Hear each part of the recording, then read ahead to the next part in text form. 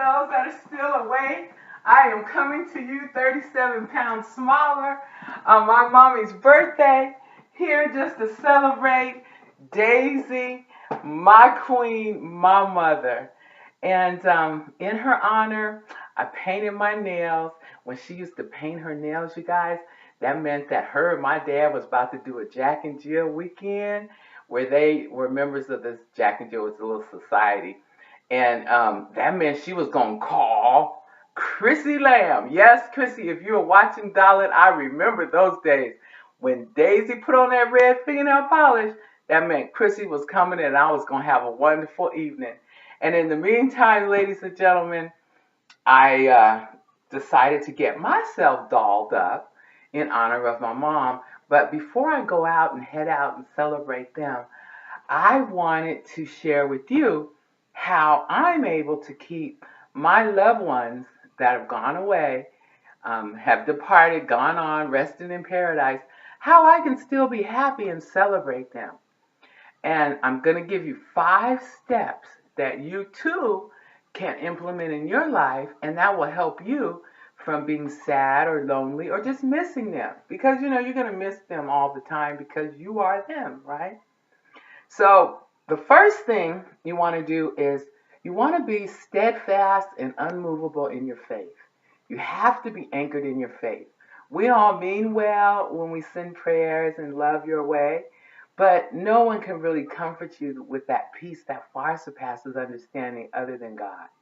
So the first thing you got to be is planted in your faith. Then the second thing is you want to develop a spirit of gratitude and just be thankful that you had them in your life for however long they were with you. In this case, that I had my mom in my life for so many years.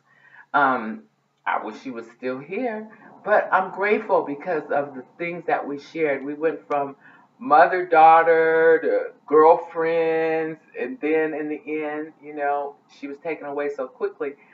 I wasn't really able to nurse her as I was my father. But all that to say is today, instead of it being sad, I'm just thankful that she was in my life for as long as she was. Then the third thing you want to do, so first you're anchored in your faith, then you develop that sense of gratitude that they were in your life for so long.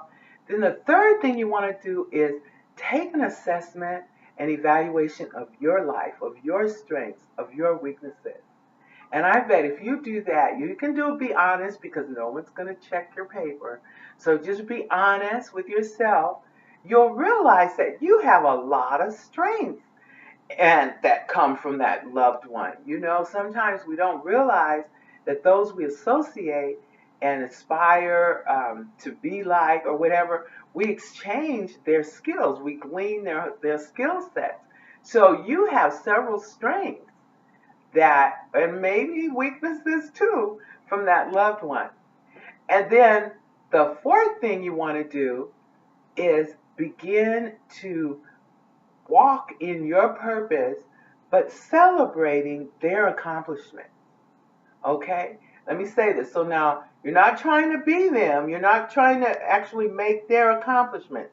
You're walking in your purpose, but you too are celebrating their achievements.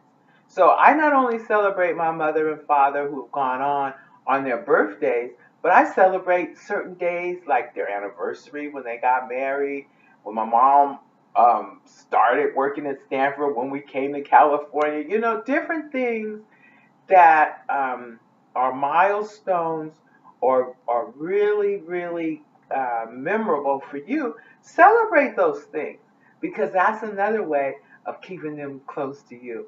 And lastly, the fifth thing is to demonstrate the fruit of the tree from which you come. So now that I've eliminated the shame, because shame is a paralyzer, that's a whole nother subject for a whole nother video. But with my shame, which is, rooted in fear, with that being gone, now I can actually reach out and just be so much more freer and enjoy myself with others as well as, because I'm comfortable being alone. But I'm reaching out now. So I don't want to take up too much of your time because many of you may already be resting, but I did want to just stop and say thank you for your support, your celebration, and also give kudos to Total Life Changes, which has helped me make a complete transformation. So God bless you guys. Thank you for watching.